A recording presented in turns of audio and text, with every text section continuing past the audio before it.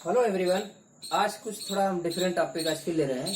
Computer अकेला ना होके अब दुनिया से कनेक्ट होने जा रहा है।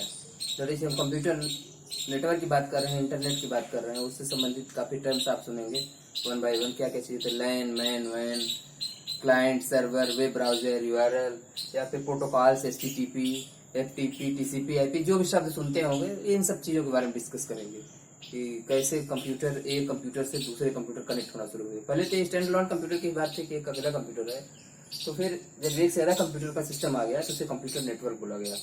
And two systems are set to be connected if both are able to communicate with each other. दो कंप्यूटर ऐसा थोड़ी है कि वायर से कनेक्ट कर दिया, रस्सी से बात दिए, जुड़ गए।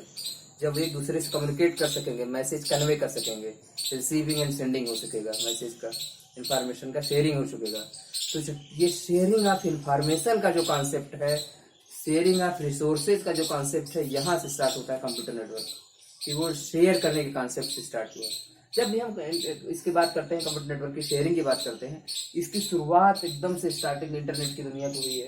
इसमें 1969 में डिपार्टमेंट ऑफ डिफेंस था यूएस का, उसने एक प्रोजेक्ट बनाया, DARPA, department of defence advance research project agency.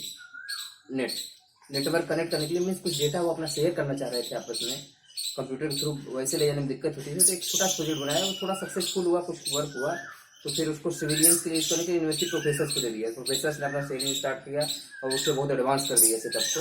और धीरे धीरे वही सेटअप, वही 1969 से जो शुरू था, डार्पा से अर्पा नेट आ गया, एडवांस रिसर्च प्रोजेक्ट एजेंसी, क्योंकि डिपार्टमेंट ऑफ डिफेंस हटा दिया गया वहाँ से। उसके बाद अर्पा नेट के नाम से फेमस रहा। वही बाद में फाइनली इंटरनेट बोला गया, टीसीपी/आईपी का इंटरनेट, और एक जेनरिक टर्म हो गया, इसलिए द इंटरनेट हो गया। आई will be capital every time. Internet में इंटरनेट हो गया, इंटरकनेक्शन ऑफ नेटवर्क्स। मीन्स इसमें क्या हुआ कि जितना नेटवर्क ऑफ नेटवर्क है, पूरी दुनिया के जितने कंप्यूटर के नेटवर्क से कनेक्टेड है, सबका नेटवर्क है ये इंटरनेट। इंटरकनेक्शन ऑफ नेटवर्क्स, जितने नेटवर्क्स हैं वर्ल्ड वाइड, उनको जोड़ने के लिए द इंटरनेट हो गया। तो जब इसकी बात करते हैं तो एक होता है डिस्ट्रीब्यूटेड सिस्टम का। डिस्ट्रीब्यूटेड सिस्टम या डिस्ट्रीब्यूटेड प्रोसेसिंग या डिस्ट्रीब्यूटेड कंप्यूटिंग होता है। उसमें सब इंडिपेंडेंट कंप्यूटर्स अपना अलग अलग काम करते हैं और वो एक दूसरे से जुड़े होते हैं, शेयरिंग भी करते हैं, इंडिपेंडेंट उनका वर्क होता है। जब इस तरह का ऑटोनॉमस कंप्यूटर एक दूसरे से कनेक्ट होते हैं, शेयरिंग ऑफ इंफॉर्मेशन होते हैं, प्रोसेसिंग होती है, तो उसे डिस्ट्रीब्यूटेड सिस्टम बनते हैं। शुरू में जब कंप्यूटर नेटवर्क की दुनिया आई, तो जब ये कंप्यूटर्स थे सब जुड़े, कनेक्ट होना शुरू हुए, तो सबको पता चल जाता था कि हमने कोई रिक्वेस्ट भेजी तो कहाँ से किस सर्व हुई, रिक्वेस्ट की फुलफिलमेंट कहाँ से हुई, हमें रिक्वेस्ट भेजी कहाँ से, कौन कंप्यूटर दिखते थे नेट पे कि हाँ ये वाला कहाँ से कहाँ कनेक्टेड है, हम कहाँ से कनेक्ट हुए, किस जियोग्राफिकल रीजन से कनेक्ट हुए और किस मीडियम से कनेक्ट हुए, ये सब चीज़ें ओपन थी, सब कुछ भी हिडन नहीं था। इसमें जब एक सेटअप आया, इस तरह का सॉफ्टवेयर डेवलप हुआ, डिस्ट्रीब्यूटेड सिस्टम, इस तरह का सॉफ्टवेयर हुआ कि जब जितना अंडरलाइन स्ट्रक्चर है, इसका इंफ्रास्ट्रक्चर है, सबको ढक दिया उस सॉफ्टवेयर में।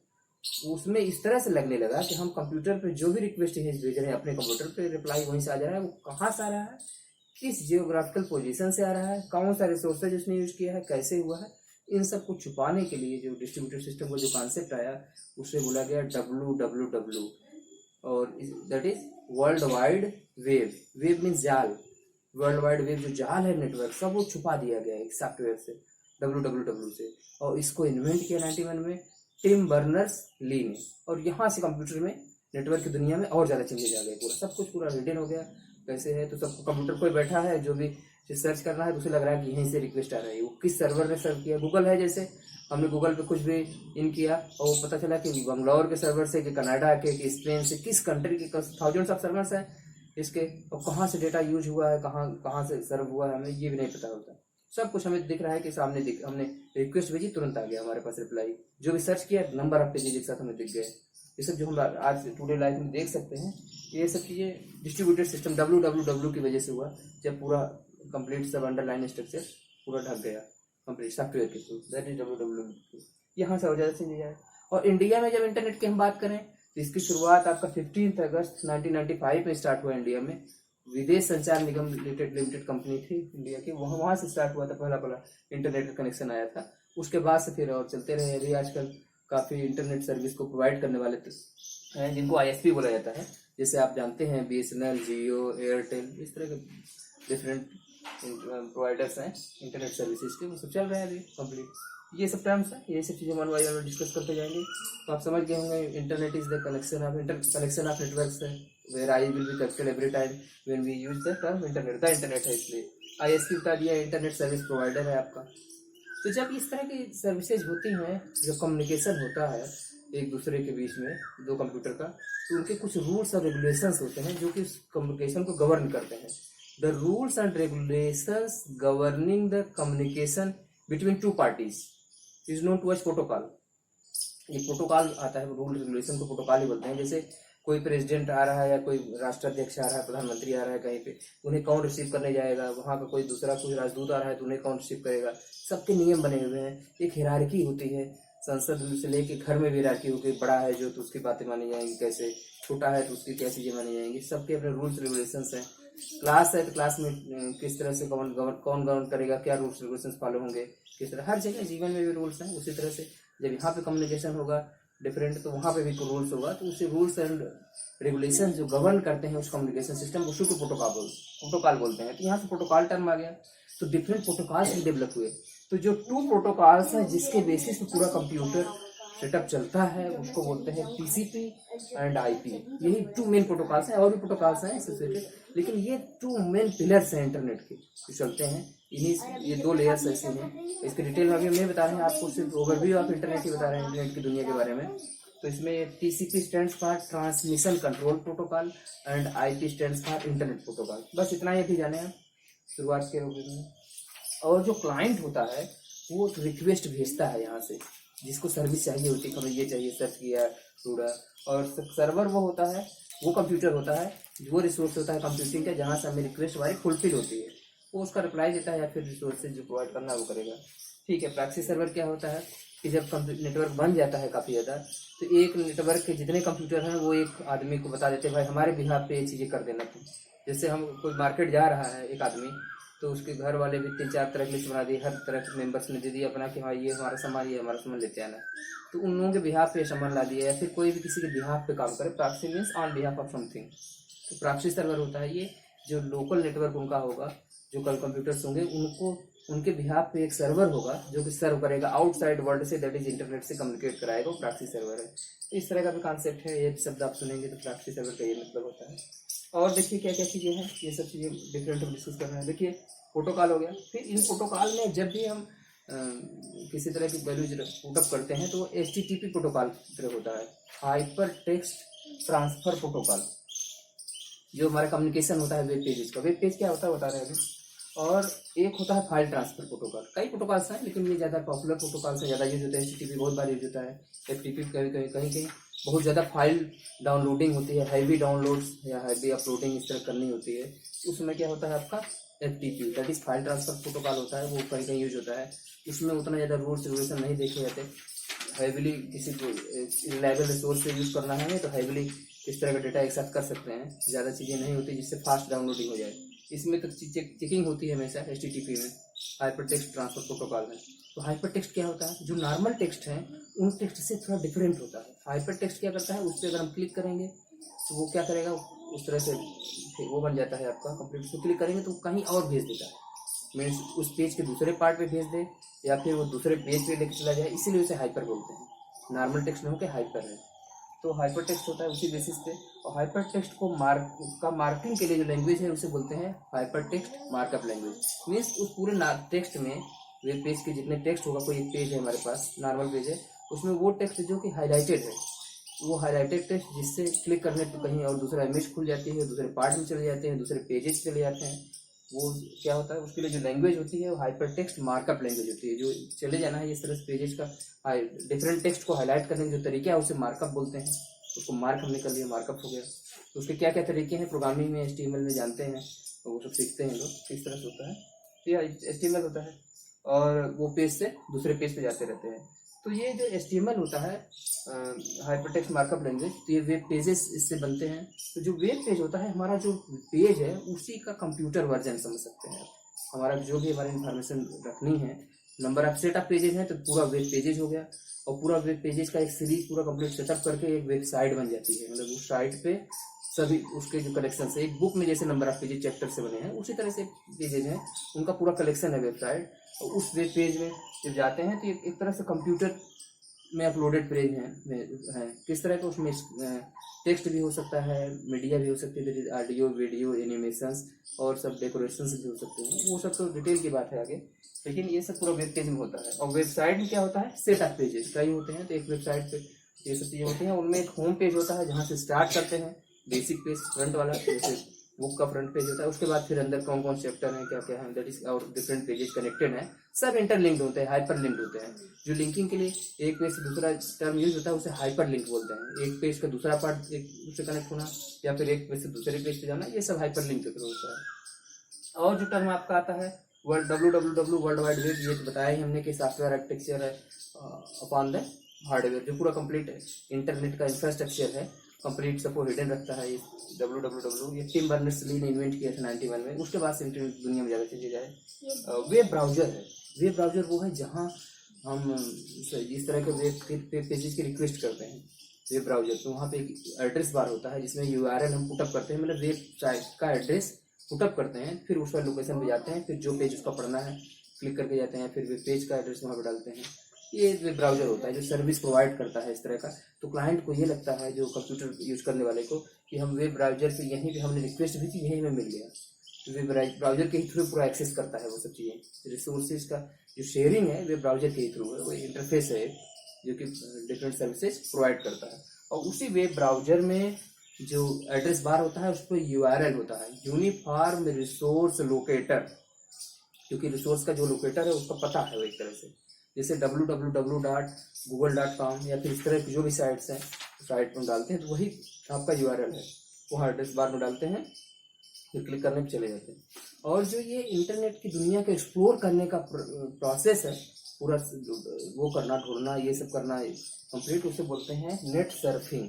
नेट सर्फ करना, एक्सप्लोर करना, एक्सप्लोरिंग द इंटरनेट, मतलब उसमें जो भी चीज़ें हमें ढूंढना है और डिटेल में गया, ये पेज जुड़ा, वो जुड़ा, उसके बाद एक ये डाउनलोड किया, ये सब पूरा नेट सर्फिंग बोला जाता है, URL बोलते हैं। और इन सब जो चीज़ें हम ढूंढते हैं उसको बोलते हैं, ढूंढने जो URLs हैं इससे रिलेटेड सर्च इंजन्स है। सर्च इंजन में 2000 के आसपास गूगल स्टार्ट हुआ था, वो मोस्ट पॉपुलर सर्च इंजन में है। उसके पहले याहू वगैरह होते थे, अभी इस MSN, अभी आजकल बिंग है माइक्रोसॉफ्ट का, वो भी बहुत पॉपुलर है। लेकिन Google is one of the most popular search engine है। तो काफ़ी डिफरेंट सब टाइप के सर्च इंजन बने हुए हैं। तो 2000 के बाद से गूगल आने से गूगल का जो सर्च इंजन है वो ज़्यादा पॉपुलर है। ये सब तो आपका कंप्लीट हो गया, क्लाइंट सर्वर, प्रॉक्सी सर्वर हो गया। अब अगर हम डिटेल में जाएँ कि जो कंप्यूटर के पार्ट जो कनेक्ट होते हैं, कई कंप्यूटर कनेक्ट होते हैं, तो उनका भी क्लासीफाई कर सकते हैं, उनकी भी एक दुनिया होती है, कैसे कैसे चीज़ें वो कनेक्ट हुई हैं। तो इसमें भी कई कैटेगरीज हैं, आप इसे देख सकते हैं। जैसे आप लाइन है लोकल एरिया नेटवर्क, तो लोकल एरिया नेटवर्क के बारे में आप जानें तो लोकल एरिया नेटवर्क होता है कि एक बिल्डिंग में या कैंपस में जितने कंप्यूटर हैं उनका जो कनेक्शन है आपस में, उसको लैन बोला जाता है। लोकल एरिया नेटवर्क पता ही चल रहा है इसके नाम से। तो इसमें ज़्यादा करके वाईफाई से कनेक्ट कर देते हैं। Wifi means wireless Fidelity. इस तरह होता है कि बिना वायर के कनेक्ट कर देना, वायरलेस हो सकता है या फिर वायर्ड भी हो सकता है। वायर के लिए भी कई तरह के केबल्स होते हैं जो कनेक्ट करते हैं इसमें। तो STP केबल्स होती हैं, ट्विस्टेड पेयर की केबल्स होती हैं, इसमें यूज करते हैं। कैट 5 केबल उसको बोलते हैं, ठीक है। तो ये होता है। और जो केबल्स की जो दुनिया, केबल से कनेक्टेड जो लाइन होता है उसे इथरनेट बोलते हैं, ठीक है। इस इथरनेट में भी जो स्पीड बहुत फास्ट होती है, हाई स्पीड इथरनेट को, फास्ट इथरनेट को होता है, और भी ज़्यादा हाई स्पीड को होता है, उसे गीगाबिट इथरनेट बोलते हैं। मीन्स जो पर सेकेंड जो डेटा ट्रांसफर की स्पीड होती है वो गीगाबिट्स में होती है, 1 Gbps में होती है। नॉर्मल का तो कम ही होता है, Mbps में ही होगा जो फास्ट इथरनेट्स होंगे, लेकिन जब गीगाबिट होगा तो 1000 पूरा चेक करता है। तो हाई स्पीड वाले भी लाइन होते हैं जहाँ जैसी जरूरत होती है, या फिर फास्ट इथरनेट्स होंगे, नॉर्मल इथरनेट होंगे, वो डिपेंड करेगा किस तरह की केबलिंग यूज की गई है, क्या क्या किया गया है, उस बेसिस पे डिफरेंट टाइप के इथरनेट यूज होंगे, क्या क्या यूज होना है। और फिर दूसरा कैटेगरी होता है man, metropolitan area network. Metropolitan area network के केस में ये सिटी वाइड होता है या फिर एक दो शहरों को कंप्लीट कवर करता है। इसे केबल टीवी का एग्जांपल इसे ले सकते हैं। जैसे केबल का कनेक्शन शहरों में होता है, सिटी का केबल टीवी, तो उस पूरे शहर में उसका होता है कंप्लीट ट्रांसमिशन। हो सकता है दूसरे शहर में दूसरा चल रहा है, लेकिन वो यहाँ के लिए केबल टीवी का कनेक्शन होता है, तो वो पूरा केबल टीवी का ये होता है। कोएक्सियल केबल ज़्यादा करके मैन में यूज होती है मेट्रोपॉलिटन एरिया नेटवर्क में। और अगला होता है वाइड एरिया नेटवर्क, पूरा कंट्री वाइड हो सकता है, काफ़ी बड़ा एरिया में जब कवर करें तो वाइड एरिया, वाइन का ही लार्जेस्ट एग्जाम्पल इंटरनेट हो जाता है, पूरी दुनिया कनेक्ट हो जाती है। अब इसके अलावा दो और चीज़ें आप देख सकते हैं, पैन और बैन। पैन होता है आपका पर्सनल एरिया नेटवर्क, मीन्स हम यहाँ पर हैं तो हमारे आसपास क्या चीज़ें कनेक्ट हो सकती हैं छोटी मोटी, हम अकेले ही हैं स्टैंड अलोन, तो उसके आसपास हमारा ब्लूटूथ हो सकता है, उससे हम कनेक्ट हो जाएं, और भी चीज़ें इंफ्रारेड की होती हैं उससे हम कनेक्ट हो जाते हैं, कंप्यूटर से हम अपने छोटे चीज़ों से कनेक्टेड रहते हैं। ये पर्सनल एरिया नेटवर्क में आता है जो आसपास की चीज़ें हैं कनेक्टेड। एक होता है बॉडी एरिया नेटवर्क, हमारे बॉडी के भी पार्ट आजकल सेंसर बेस्ड हो गए हैं। आप जानते होंगे कि स्मार्ट वॉच होते हैं या फिर इस तरह से होता है रिस्ट बैंड होता है, उसमें आपका हार्ट रेट वगैरह भी बताता है आपको, इस तरह चीज़ें। इस तरह से बायोमेडिकल इलेक्ट्रॉनिक्स में बहुत ऐसी डिवाइसेज हैं जिससे आपका हार्ट बीट रेट, आपका बीपी से लेके बहुत इंफॉर्मेशन वहाँ पर कैलकुलेट होते रहते हैं, हमारे बॉडी के पार्ट को कैलकुलेट करते हैं, बॉडी के डिफरेंट फिनोमिना को जो भी हम इसमें करें, टेम्परेचर कितना है या फिर हार्ट रेट कितना है, ये सब चीज़ें कर सकते हैं, कनेक्ट कर सकते हैं, तो बॉडी का ही पार्ट होता है, बॉडी एरिया नेटवर्क होता है। एक ये भी टेक्नोलॉजी चल रही है, ब्लूटूथ, या फिर यहाँ पे जिग्बी देते हैं, सेंसर बेस्ड नेटवर्क है, जहाँ ऑटोमेशन इंडस्ट्री में या फिर जहाँ सेंसर बेस्ड चीज़ें हैं वहाँ जिग्बी का नेटवर्क वो करते हैं कंप्लीट। वाईफाई होता है, वाई मैक्स होता है, थोड़ा सा वाइड एरिया में बहुत सक्सेसफुल नहीं रहा है। फिर माइक्रोवेव जानते हैं आप, उस माइक्रोवेव कम्युनिकेशन, इंफ्रारेड कम्युनिकेशन, ये सब चीज़ें यूज होती हैं, ठीक है। और अब देखिए ये सब टर्म्स आप और कुछ देख रहे हैं, these are the interconnecting devices term है। जब हम कंप्यूटर नेटवर्क की दुनिया में जाते हैं तो डिफरेंट कंप्यूटर्स कैसे कनेक्ट होते हैं, कौन कौन सी डिवाइसेज हैं, हब नाम से पता चल रहा है, हब मीन्स सब चीज़ों का एक साथ कनेक्शन होना। तो डिफरेंट नेटवर्क लाइन में ज़्यादा करके हब से कनेक्टेड होते हैं। वो हब क्या करता है, प्रोवाइड करता है। एक्टिव हब, पैसिव हब, दो तरह के हब हो सकते हैं। एक्टिव हब में क्या होगा कि फिर से सिग्नल को रीजनरेट करके एक्टिव लेवल में पहुंचा देते हैं। पैसिव हब में क्या होगा, फिर से सिग्नल लेगा, फॉरवर्ड करेगा और बीच में किसी तरह का सिग्नल्स की स्ट्रेंथ नहीं चेंज करेगा, ठीक है। तो हब ये हो सकता है। ब्रिज हो गया, ब्रिज भी कनेक्शन है, दो तरह के लाइन्स को कनेक्ट कर दिया ब्रिज के थ्रू। स्विच है, कई ज़्यादा हमें एक्सपेंड करना है स्विच के थ्रू एक्सपेंड करते जाते हैं, बहुत माइनर डिफरेंस है इसमें ये। और अगला आता है राउटर। राउटर का काम है पाथ डिटर्मिनेशन, रूट फाइंडिंग। तो ये होता है इंटरनेट का जो कंप्लीट दुनिया का वो है। तो हम यहाँ पर हैं, कहीं पर हैं किसी शहर में, कैंपस में, तो हम बाहर की दुनिया से कैसे हमारा राउटिंग होती है, राउटर्स के थ्रू हम आउटसाइड वर्ल्ड से कम्युनिकेट करते हैं, ठीक है। तो दूसरे इंटरनेट में ही विद इन इंटरनेट होता है, ठीक है। It is a collection of homogeneous network. Router use होता है इसके लिए, होमोजीनियस नेटवर्क के लिए।